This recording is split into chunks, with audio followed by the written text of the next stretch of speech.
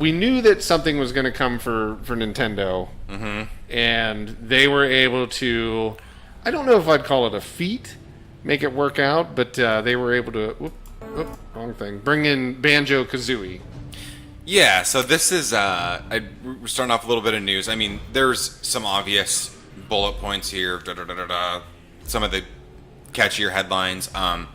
We thought this was particularly interesting because we saw this really started off with Minecraft.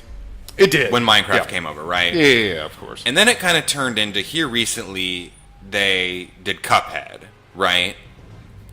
Over to Switch. Well, Cuphead is not a Microsoft-owned product, but the developer owns it. It's and everywhere. They brought it over. It's everywhere except PlayStation at this point. So exactly, right, exactly. So they did. So kind of in the vein of things that were maybe exclusive to Microsoft or Microsoft and PC up front. Yep. After kind of tons of rumors and speculation, it looks like Banjo and Kazooie are going to join Smash. They did some very cool things with Banjo on the announcement. I don't know if anybody watched that, but they had Duck Hunt Dog. Yep. And the duck. The bird. The bird or whatever, the duck. It kind of looked like Banjo-Kazooie. Then everybody was let down. And then they did no wait. And they had I don't know why Donkey Kong. Well, I mean, I guess because it's just Smash. They picked one character to kind of be the one that they introduce or help introduce. Oh, I guess I took it as sort of a throwback to where Banjo started, which was Diddy Kong Racing. Well, that's true. That's what I made of that. If we're really going to go back in time on the whole thing, right? Yeah, I guess that's true. Maybe that's because they had King Croc or what is his name? King DDD. They had Time Clock. They had Banjo. Time Clock, yeah. And then because what was the arch villain of the game was Wizpig or something like that. Yeah. This weird yeah.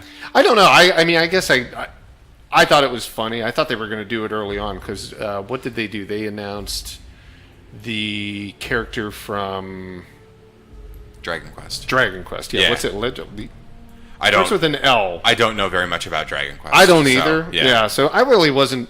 I was kind of let down at the beginning of the. Lonnie knows a lot about Dragon Quest. Yeah, he plays a lot of Dragon Quest. I was kind of let down when they started announcing, started up the direct. I was kind of like, oh, this is going to be crappy. But then I was remembering, there could be some stuff coming later that they want to share. It ended up being really good because they had Animal Crossing for the Switch. They had, they did the announcement for Luigi's Mansion 3, which we knew about, but kind of some of the cooler things that they had in there. Right, yeah. So that was actually pretty good. I was pretty. They basically showed everything that you would have wanted sans Metroid. That was the only thing that wasn't there. Yeah, they didn't show Metroid 4. Metroid Prime 4, yeah. Which has since been ripped out of the other team's hands and brought back into Retro, and that's a whole thing. So I don't think anybody even expected it here. Kind of swapped around. So yeah, no, it was cool though. I enjoyed it. I thought Nintendo had a good. I don't know. How'd you rate it? I mean, who had the best conference, in your opinion? Press conference. Okay, I mean,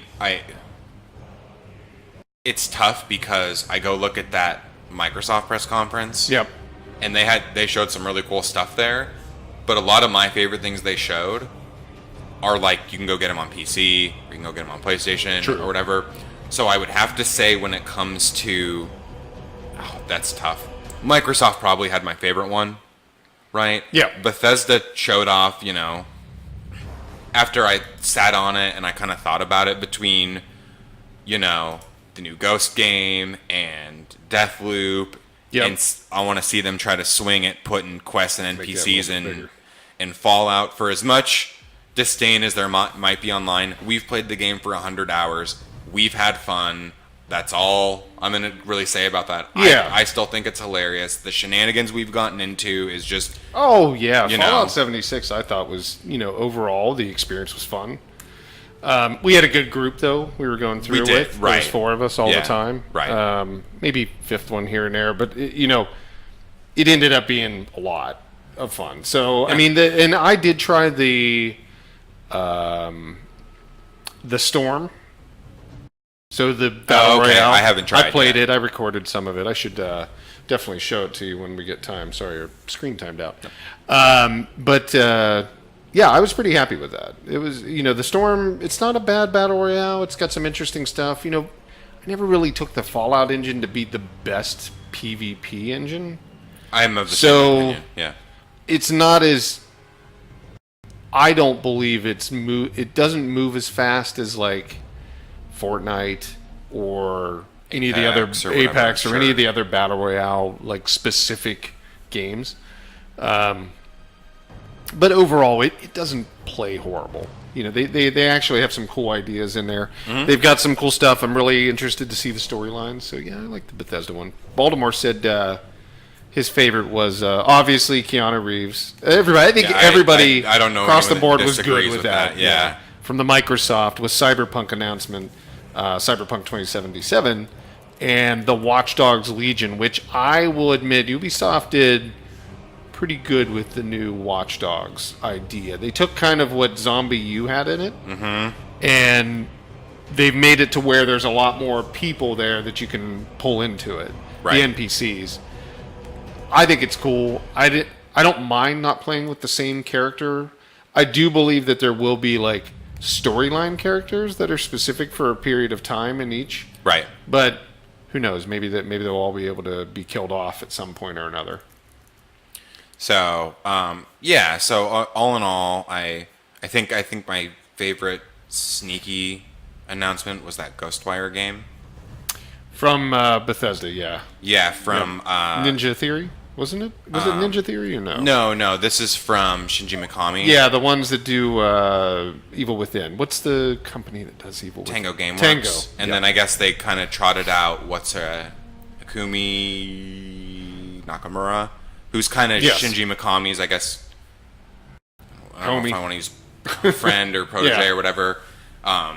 So that looks kind of interesting. His buddy, yep. Yeah. It is there for him and all that, so give him support. Nice. Oh, and Double Fine, Baltimore said Double Fine joining with Psychonauts 2 reveal. That was unique. Microsoft had a lot of...